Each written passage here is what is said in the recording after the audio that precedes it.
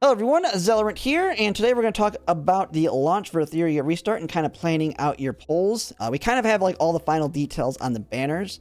Unless they decide to change something last second, we kind of have a good understanding of how the banners are going to work on launch now with their feedback and changes they're making based on the final test.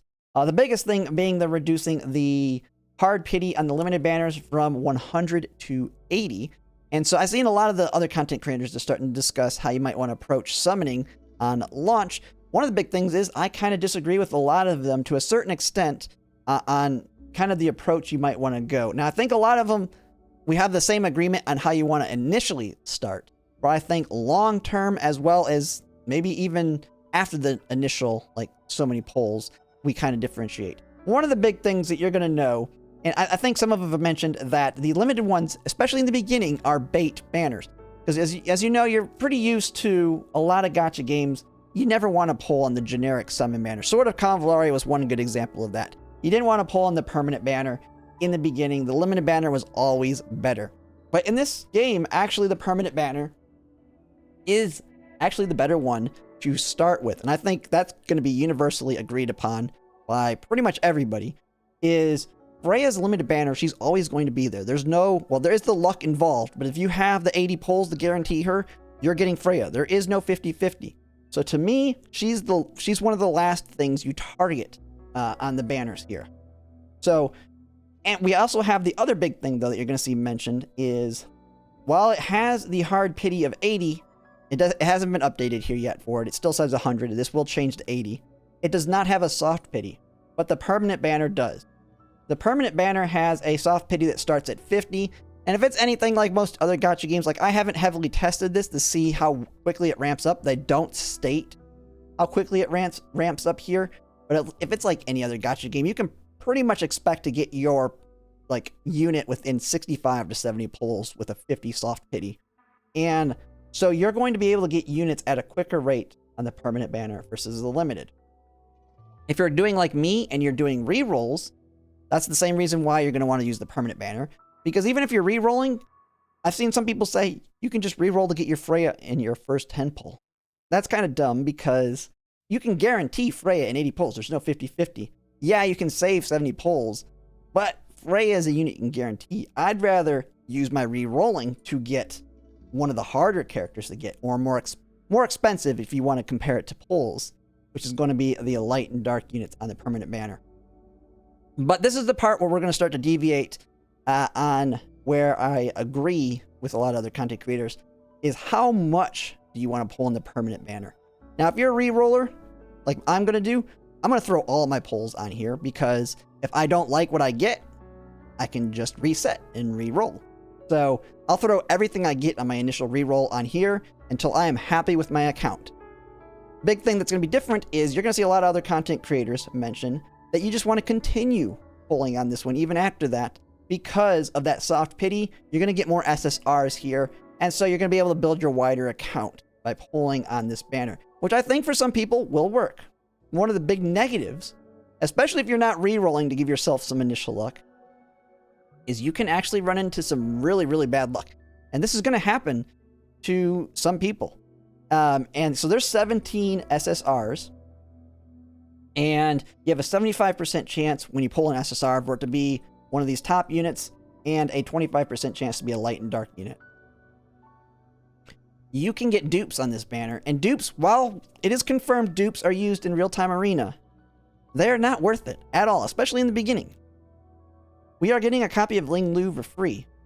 One thing that can happen is you can pull a copy of Ling Lu on your first pull on here. You can pull 2 copies. You can get her and then get her again. You can get her back to back.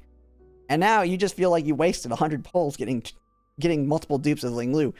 Now, while that's unlikely, and I would say that shouldn't discourage you from pulling on this initially, I feel like you kind of want to look at how many units there are, which there's currently 17 on Spanner, and kind of have a mathematical point where you say it's no longer worth it to pull on here. And to me, it's getting to around having 4 to 5 units. And I say 4 to 5 because that's bringing you to about a 25% chance of getting a dupe. And so that's kind of like having, like, if you want to think of it like a weapon banner in many other games, they have a 75-25 rate. 75% chance you get what you want, 25% of the time you don't. And so around 4 to 5 units is when I would say you are done with that permanent banner. Don't pull on it anymore. Yes, you're going to get SSRs at a higher rate there, but it's not worth it. At that point, that's when you're going to want to use your targeted one. Go over whatever character that you want that you don't currently have. Get them, and then you just never pull on a permanent banner again, which I would include the extra infinity one, unless you don't get a single light or dark unit. If you're like somebody that did, say you're a person that took advantage of the rebate, so you got a ton of pulls from having, say, spending $100, $200 or whatever, and so now you have $400 worth of pulls. If you don't get a single light or dark unit, this is absolutely a great unit banner to pull on. But once you get one copy, to me, once you get one single light or dark unit, I would never pull on this one again, and only pull for them on the limited banner.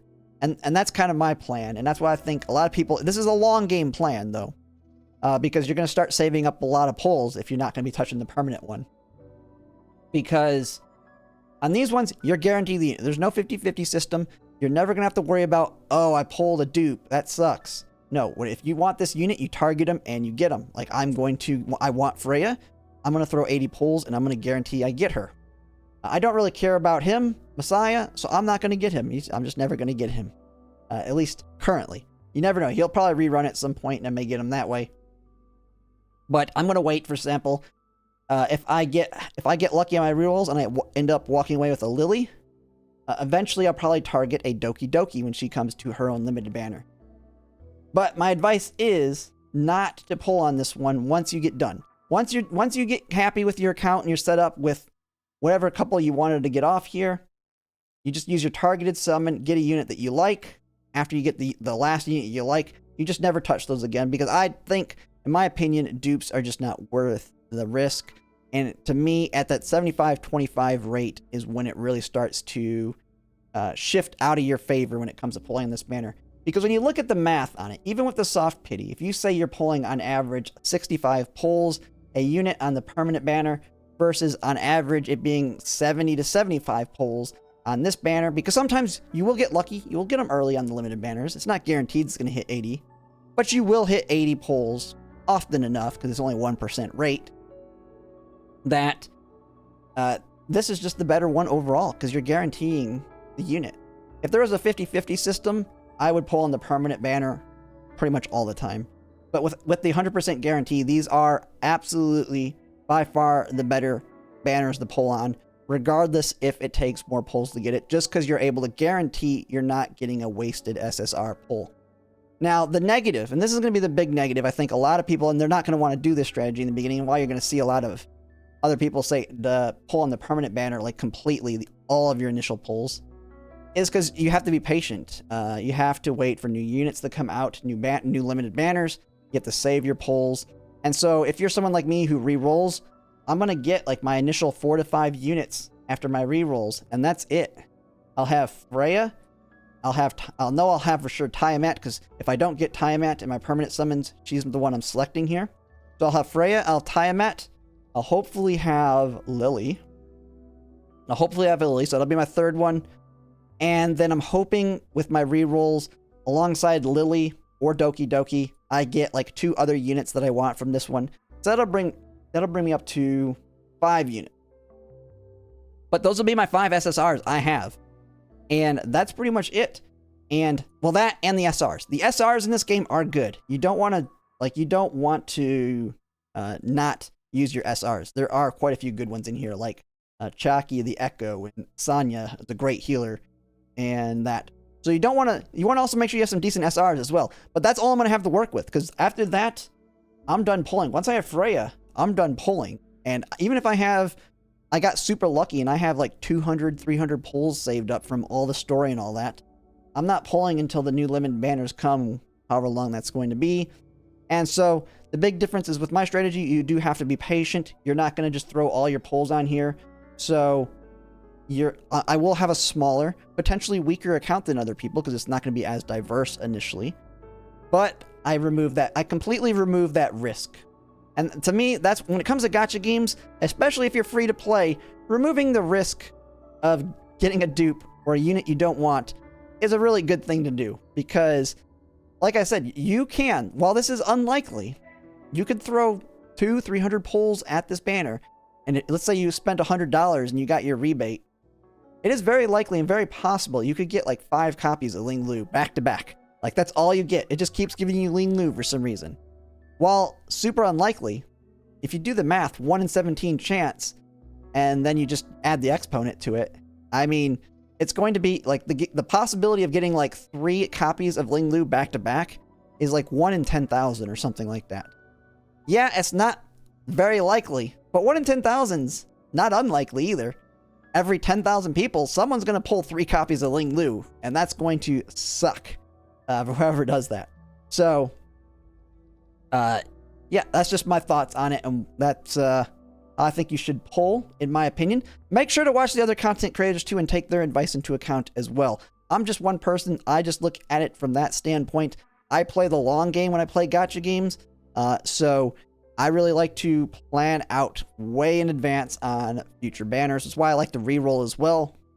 And so that's just my thoughts. But yeah, just let me know in the comments what your plans are on launch, or if there's anything you disagree with or something I may not be taking into account with this, because it is going to be a unique situation for most people, whether or not they took advantage of the rebate, the re-rolling, or they're just going into it free to play and they get what they get.